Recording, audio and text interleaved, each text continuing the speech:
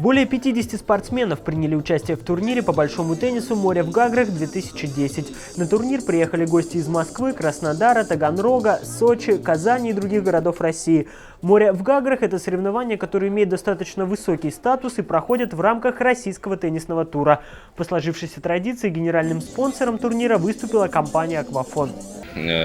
Второй год мы сотрудничаем с сотовой компанией Aquafon GSM. Хотелось бы выразить большую, огромную благодарность, так как они ежегодно поддерживают нас, являются генеральными спонсорами, оказывают всяческую помощь в проведении этого соревнования. Соревнования проходили в нескольких категориях и возрастных группах. Это дети в возрасте 9-10 лет, юноши и девушки 14 лет и взрослые. Как и в прошлом году, лидерство на турнире захватили российские теннисисты. Среди взрослых уже второй год подряд победителем становится сочинский теннисист Фридрикас Эксузян. Замечательная база, хорошая организация турнира. Я уже второй год тут.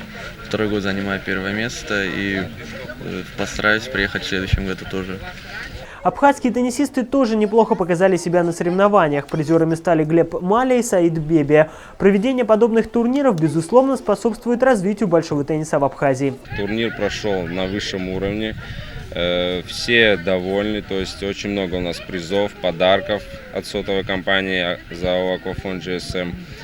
И, как говорится, показали очень красивые игры спортсмены и участники.